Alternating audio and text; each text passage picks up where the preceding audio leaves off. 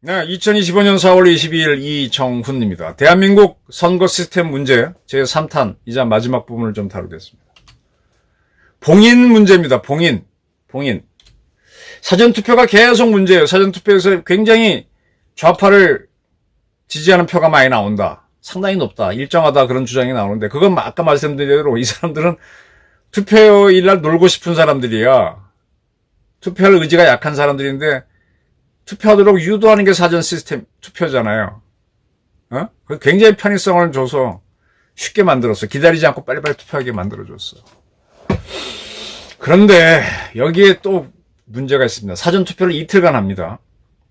공직선거관리 규칙 제86조 10항에 보게 되면 사전투표기간 첫째 날에는 투표 마감한 후에 사전투표의 투입구에 봉인지를 부착한 다음 관리관과 참관인들이 그 봉인지에 서명 또는 날인을 한 다음에 보관하고 둘째 날 사전투표를 또 해야 되니까 이 투표함을 계속해서 사용하는데 이때 이 참관인이 참여하는 가운데 이 봉인이 훼손되지 않았다는 걸 확인한 다음 봉인지를 떼어내서 다시 이 투표함을 사용하도록 한다라고 되어 있습니다. 그러니까 이게 봉인했다는 걸 하면 뜯어버린단 말이에요. 하루. 뜯고 이제 둘째 날 끝나면 봉인한 다음에 가져가죠. 근데 이게 뜯는 거 이거 어떻게 생각하세요? 분명히 뜯어.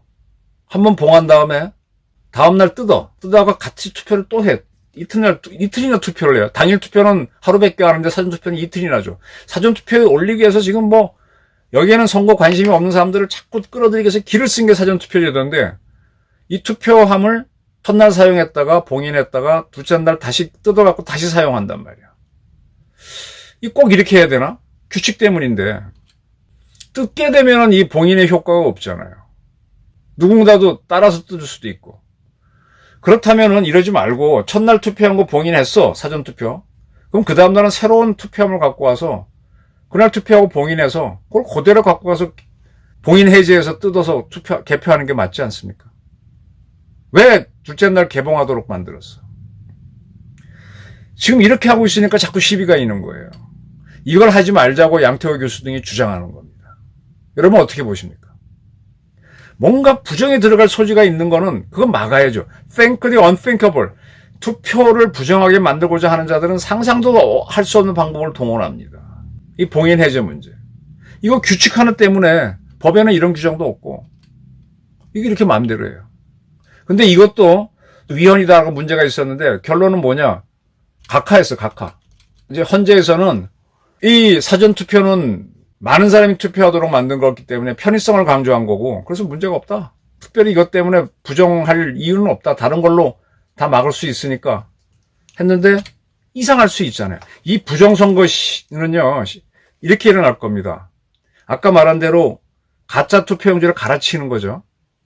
그거는 투표함을 한번 개봉할 수 있으니까 한 번 개봉하면 두 번도 할 수 있잖아요. 추가로 집어넣으면 되는 거 아니야. 그죠? 그 다음에 현장에서 투표 관리하는 도장을 안 찍지 않으니까 찍어놓은 걸 다른 걸로 교체해도 되잖아요. 이거는 투표용지 자체의 교체입니다. 이러한 부정의 방법이 있고 두 번째는 이게 어떻게 합니까?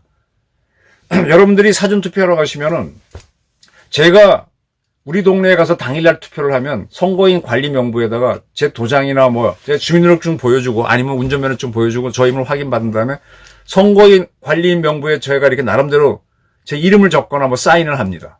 근데 사전투표하러 가면 그런 게 없어요. 아주 편의성을 강조해서 제 신분증 보여주면 그걸 스캔을 딱 해서 그 자료를 서버에 보관한 걸로 나만 확인하고 나는 선거인 명부가 없으니까 사인을 못해.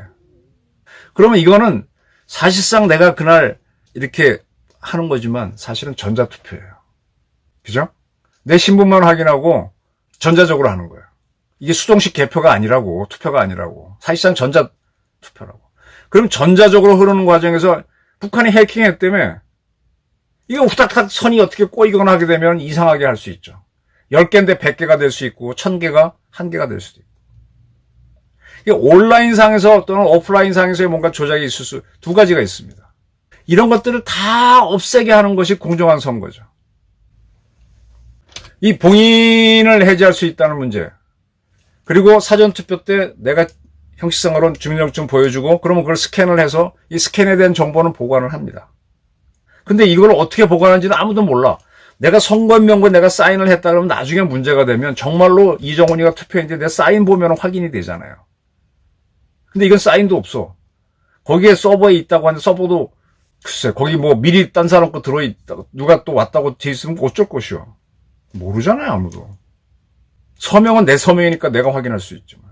그래서 이제 이런 것들을 고쳐야 된다라고 이제 양태호 교수 등이 주장을 하고 하니까 주호영 부의장이 상당히 공감을 하더라고요. 이런 얘기 하더라고요. 나도 지금 한 10년 이상 지역 선거관리위원장에서 많이 해봐서 뭐 부정선거에 대해서 나도 수없이 봤는데 참 그건 그렇다. 근데 이 시스템은 문제 아니냐. 이거 의심이 없도록 하는 게 행정인데 왜 이렇게 하느냐 했더니 선관위 나온 측은 그 문제에 대해서 헌재에서 다 합헌으로 나왔기 때문에 한다. 그러면 선관위 편의성이에요. 저는 이 선거에 굳이 참여할 선거라는 거는 선거 날짜를 정해놓고 그날 굳이 자기가 귀찮은데 집에서 놀 수 있는데 미국 같은 데는 뭐 놀지도 않는데도 투표하러 가잖아요. 왜? 중요한 거니까.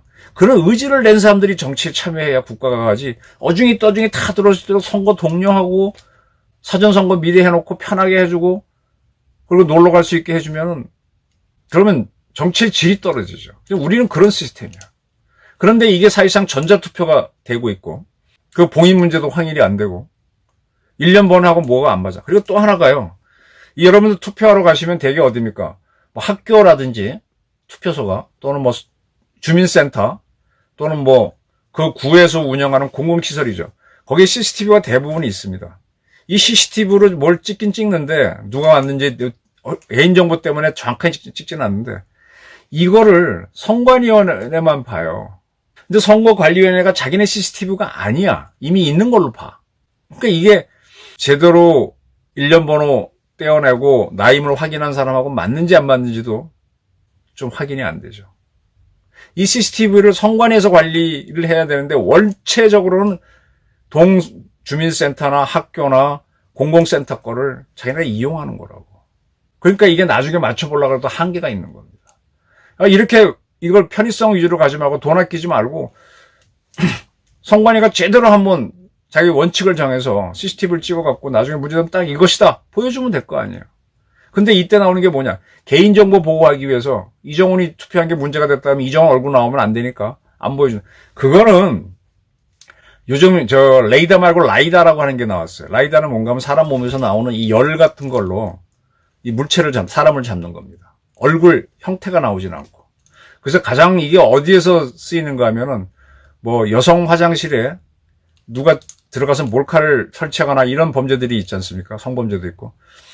근데 거기를 이렇게 CCTV를 달면은 여성분들의 촬영되면 개인 피해가 있죠. 근데 라이다를 달면은 사람 윤곽만 나오고 누군지는 몰라요. 근데 거기서 어떤 짓을 하는지는 나옵니다.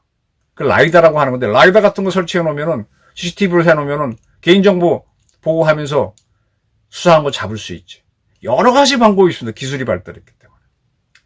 이 부정선거가 이렇게 떠들고 있는데 선관위는 아무것도 안 하겠대. 그리고 이제 예산 문제를 얘기하는데 지금 예산이요. 선관위에서 부정하게 들어온 사람들 그리고 자기네 경비 줄이면 이 정도 마련할 수 있고 이렇게 사전선거에 대한 시비가 일고 있다면 한번 사전선거 제도 자체를 없애는 것도 검토를 해야 되고 그건 아까 말한 대로 정치에 뜻이 없는 좌파들이 참여할 수 있도록 독려한 제도잖아요. 그리고 자꾸 선거인 연령을 낮추는 것도 선거에 무관심하고 정치에 비관적인 사람들을 자꾸 참여시키는 젊은이들 그런 제도잖아요. 사회에 책임이 있는 사람들은 투표권 행사에 신중합니다. 자꾸 좌파적으로 만들어 놓고 있어요. 이런 시스템에서 대한민국이 좌파에 끌려가지 않고 북한이나 중국 세력에 끌려가지 않으리란 단정이 안 나옵니다. 저는 헌재가 백업하고 선관위가 주장하는 이 편의성 이것이 여러분들이 갖고 있는 유일한 평등권인 투표권을 침해하고 있다. 이런 의견을 말씀드리고자 합니다. 그리고 이 뒤에는 좌파의 교묘한 대한민국 집권 전략이 숨어 있었다. 라는 것을 제 의견으로 밝히는 바입니다. 네, 감사합니다.